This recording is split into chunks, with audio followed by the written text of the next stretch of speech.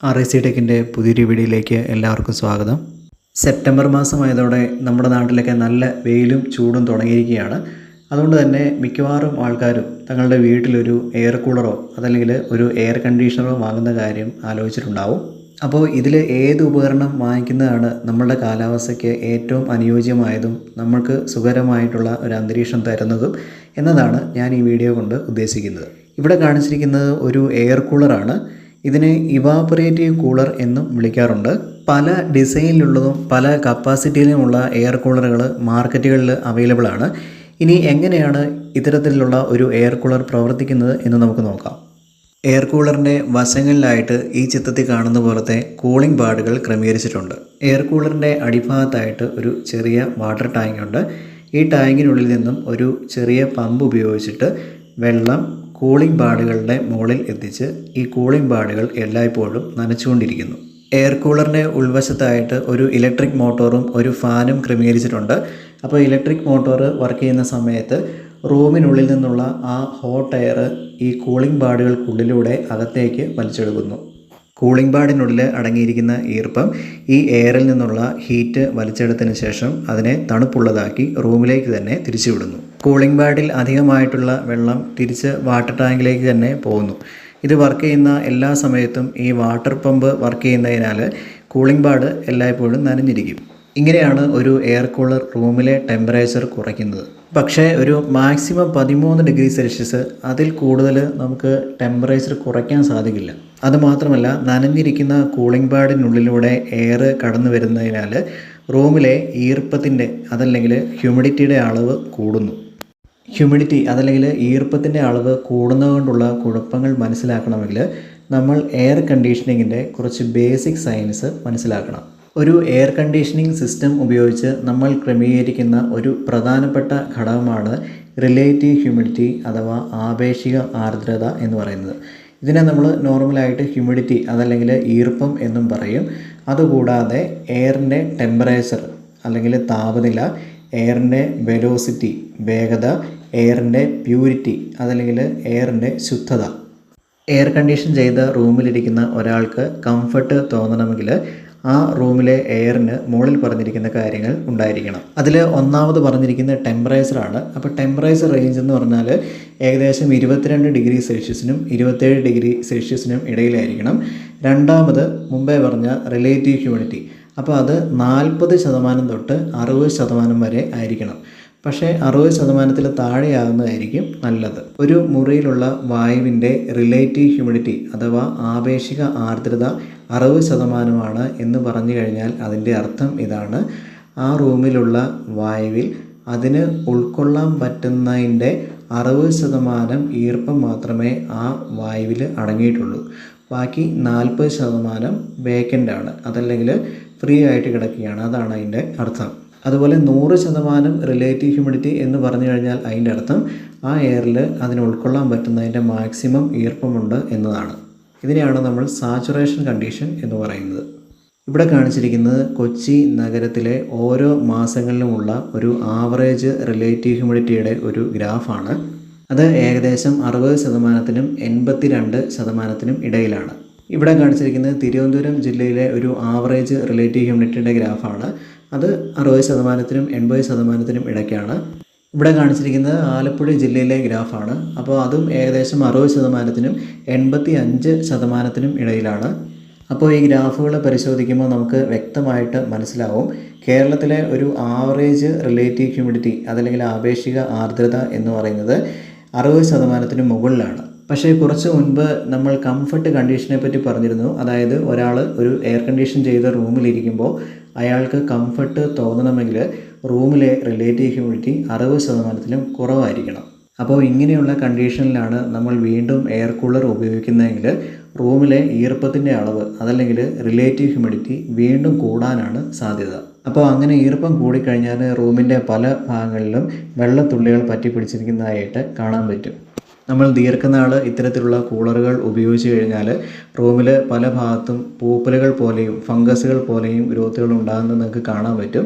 അത് മറ്റ് അസുഖങ്ങൾക്ക് കാരണമാകുകയും ചെയ്യും. അതുകൊണ്ട് ഒരു അടച്ചിട്ട മുറിയിൽ ഒരു കാരണവശാലും നമ്മൾ എയർ കൂളർ പ്രവർത്തിപ്പിക്കാൻ പാടില്ല. പക്ഷേ ഓപ്പൺ ആയിട്ടുള്ള മുറികൾ, ഓഡിറ്റോറിയങ്ങൾ, ചെറിയ ഹാളുകൾ അങ്ങനെയുള്ള സ്ഥലങ്ങളിൽ നമുക്ക് എയർ കൂളർ ഉപയോഗിക്കാം, പ്രശ്നമൊന്നുമില്ല. അടച്ചിട്ട മുറിയിൽ ഇത് ഉപയോഗിക്കുമ്പോഴാണ് നമുക്ക് പ്രശ്നങ്ങൾ വരുന്നത്. എയർ കണ്ടീഷനിങ്ങിൻ്റെ അടിസ്ഥാന ശാസ്ത്രശാഖയാണ് സൈക്രോമെട്രി എന്ന് പറയുന്നത്. അതിൽ വായുവിൽ അടങ്ങിയിരിക്കുന്ന ഈർപ്പത്തിനെ പറ്റിയും വായുവിൻ്റെ ടെമ്പറേച്ചറിനെ പറ്റിയും ഹ്യൂമിഡിറ്റിനെ പറ്റിയും ഒക്കെ വിശദമായിട്ട് പറയുന്നുണ്ട്. അപ്പോൾ ഈ സൈക്രോമെട്രി അനുസരിച്ച് നമ്മുടെ കേരളത്തിലെ കാലാവസ്ഥയിൽ നമ്മൾ എയർ കണ്ടീഷണറിൽ ഉപയോഗിക്കേണ്ട പ്രോസസ്സ് എന്ന് പറയുന്നത് കൂളിംഗ് വിത്ത് ഡീഹ്യൂമിഡിഫിക്കേഷൻ എന്ന പ്രോസസ്സാണ്. ടെമ്പറേച്ചർ കുറയ്ക്കുന്ന പ്രോസസ്സിനെയാണ് നമ്മൾ കൂളിംഗ് എന്ന് പറയുന്നത്. അതുപോലെ തന്നെ കേരളത്തിലെ ഹ്യൂമിഡിറ്റി ഓൾറെഡി കൂടുതലാണ്. അപ്പോൾ ആ ഹ്യൂമിഡിറ്റി കൂടുതലുള്ളത് കുറച്ചിട്ട് നമുക്കത് 60% താഴെ ആക്കണം. അപ്പോൾ അങ്ങനെ ഹ്യൂമിഡിറ്റി കുറയ്ക്കുന്ന പ്രോസസ്സിനെയാണ് നമ്മൾ ഡീഹ്യൂമിഡിഫിക്കേഷൻ എന്ന് പറയുന്നത്. അപ്പോൾ എയർ കണ്ടീഷണറിനുള്ളിൽ ഒരു കൂളിംഗ് കോയിൽ അഥവാ ഒരു ഇവാപ്പറേറ്റർ കോയിൽ ഉണ്ടാവും. ഈ കൂളിംഗ് കോയിലിൻ്റെ ടെമ്പറേച്ചർ നമ്മൾ ഡ്യൂ പോയിൻ്റ് ടെമ്പറേച്ചർ എന്ന ടെമ്പറേച്ചറിന് താഴെയാക്കി ക്രമീകരിച്ചിരിക്കുകയാണ്. അതുകൊണ്ട് ഈ കൂളിംഗ് കോയിലിനുള്ളിലൂടെ എയർ കടന്നുപോയി കഴിയുമ്പോൾ എയർ തണുക്കുകയും കൂടാതെ അതിലടങ്ങിയിട്ടുള്ള ഈർപ്പം കണ്ടൻസ് ചെയ്ത് വെള്ളമായി പുറത്തു പോവുകയും ചെയ്യുന്നു. ഇവിടെ കാണിച്ചിരിക്കുന്ന ഒരു സ്പ്ലിറ്റ് എയർ കണ്ടീഷണറിൻ്റെ വർക്കിംഗ് ആണ്. അപ്പോൾ അതിൽ ഇൻഡോർ യൂണിറ്റ് എന്ന് പറയുന്നത് മുറിക്കകത്തിരിക്കുന്ന യൂണിറ്റാണ്. അപ്പോൾ അതിൽ ഒരു കൂളിംഗ് കോയിലും ഒരു ഫാനും ഒരു ഫാൻ മോട്ടറും മറ്റ് ഇലക്ട്രിക്കൽ കൺട്രോൾസും ഉണ്ടാവും. ഈ കൂളിംഗ് കോയിൽ അഥവാ ഇവാപ്പറേറ്റർ ഉണ്ടാക്കിയിരിക്കുന്നത് കോപ്പർ എന്ന മെറ്റൽ വെച്ചിട്ടാണ്. അപ്പോൾ കോപ്പറിൻ്റെ പ്രത്യേകത എന്താണെന്ന് വെച്ചാൽ അതിന് കൂടുതൽ ഹീറ്റ് വലിച്ചെടുക്കാനുള്ള അല്ലെങ്കിൽ ട്രാൻസ്ഫർ ചെയ്യാനുള്ള കഴിവുണ്ട്. ഈ കൂളിംഗ് കോയിലിനുള്ളിലേക്ക് റെഫ്രിജറൻ്റ് എന്ന് പറയുന്ന ബോയിലിംഗ് പോയിൻ്റ് അഥവാ തിളനില വളരെ കുറവുള്ള ഒരു ദ്രാവകം എത്തുന്നു. അപ്പോൾ ഈ ഇൻഡോർ യൂണിറ്റിലെ ഫാൻ മോട്ടോർ വർക്ക് ചെയ്യുന്ന സമയത്ത് സ്പ്ലിറ്റേഴ്സിക്കുള്ളിലേക്ക് ചുറ്റുപാടുമുള്ള എയർ വലിച്ചെടുക്കുന്നു. അതിനുശേഷം അത് ഫിൽട്ടർ ചെയ്ത് ഈ കൂളിംഗ് കോയിലിനുള്ളിലൂടെ കടത്തിവിടുന്നു. അപ്പോൾ കൂളിംഗ് കോയിലിന് ഉള്ളിലൂടെ ഒഴുകുന്ന ഈ റെഫ്രിജറൻ്റ് എന്ന് പറയുന്ന ദ്രാവകം ഈ എയറിൽ വായുവിൽ അടങ്ങിയിട്ടുള്ള ഹീറ്റിനെ വലിച്ചെടുക്കുന്നു. അങ്ങനെ എയർ തണുക്കുന്നു. എയർ തണുക്കുമ്പോൾ എയറിൻ്റെ വോളിയം കുറയുന്നു. വോളിയം എന്ന് പറഞ്ഞാൽ വ്യാപ്തമാണ്. അപ്പോൾ വ്യാപ്തം കുറയുമ്പോൾ എയറിനകത്തുള്ള ഈ ഈർപ്പത്തിൻ്റെ കണികകൾ കണ്ടൻസ് ചെയ്ത് അതല്ലെങ്കിൽ സാന്ദ്രീകരിച്ച് വെള്ളത്തുള്ളികളായിട്ട് മാറുന്നു. ഇതിനെയാണ് നമ്മൾ ഡീഹ്യൂമിഡിഫിക്കേഷൻ എന്ന് പറയുന്നത്. ഈ സമയത്ത് റെഫ്രിജറൻ്റ് എന്ന് പറയുന്ന ഈ ദ്രാവകം അത് കുറഞ്ഞ പ്രഷറിലും കുറഞ്ഞ ടെമ്പറേച്ചറിലുമുള്ള വാതകമായിട്ട് മാറുന്നു.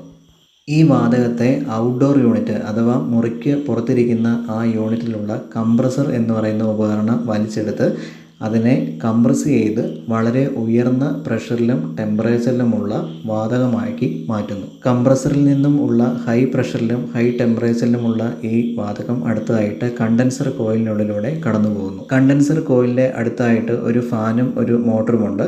അത് വർക്ക് ചെയ്യുന്ന സമയത്ത് പുറത്തുള്ള എയർ വലിച്ചെടുത്ത് ഈ കണ്ടൻസർ കോയിലിനുള്ളിലൂടെ കടത്തിവിടുന്നു. അപ്പോൾ ഈ ഹൈ പ്രഷറിലും ഹൈ ടെമ്പറേച്ചറിലുമുള്ള റെഫ്രിജറൻ്റ് വാതകം തണുത്ത് ഹൈ പ്രഷറിലും നോർമൽ ടെമ്പറേച്ചറിലുമുള്ള റെഫ്രിജറൻ്റ് ദ്രാവകമായി വീണ്ടും മാറുന്നു. അതിനുശേഷം ഈ റെഫ്രിജറൻ്റ് ദ്രാവകത്തിൻ്റെ പ്രഷർ കുറയ്ക്കാൻ വേണ്ടി എക്സ്പാൻഷൻ വാൽവ് എന്ന് പറയുന്ന കമ്പോണൻറ്റിനുള്ളിലൂടെ കടത്തിവിട്ട് അതിൻ്റെ പ്രഷർ കുറയ്ക്കുന്നു. അങ്ങനെ കുറഞ്ഞ പ്രഷറിലുള്ള ഈ റെഫ്രിജറൻ്റ് ദ്രാവകം വീണ്ടും ഇവാപ്പറേറ്റർ കോയിൽ അതല്ലെങ്കിൽ കൂളിംഗ് കോയിലിൽ എത്തുന്നു. അപ്പോൾ എയർ കണ്ടീഷണർ വർക്ക് ചെയ്യുന്ന സമയത്ത് ഈ പ്രോസസ്സ് തുടർച്ചയായിട്ട് നടന്നുകൊണ്ടിരിക്കുന്നു. ഇതിനെയാണ് റെഫ്രിജറേഷൻ സൈക്കിൾ എന്ന് പറയുന്നത്.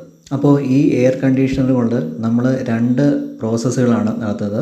ഒന്നാമത്തേതെന്ന് പറഞ്ഞാൽ കൂളിംഗ് ആണ്. അപ്പോൾ നമ്മൾ എയറിൻ്റെ ടെമ്പറേച്ചർ കുറയ്ക്കുന്നുണ്ട്. രണ്ടാമത്തെ പ്രോസസ്സ് എന്ന് പറഞ്ഞാൽ ഡീഹ്യൂമിഡിഫിക്കേഷനാണ്.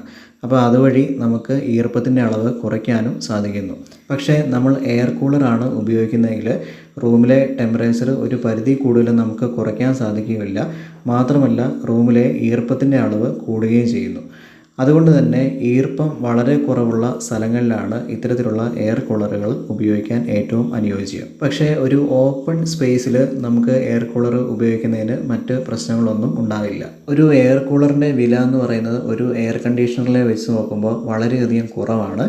പക്ഷേ നമ്മുടെ കാലാവസ്ഥയ്ക്ക് ഏറ്റവും അനുയോജ്യമായിട്ടുള്ളത് ഒരു എയർ കണ്ടീഷണറാണ്.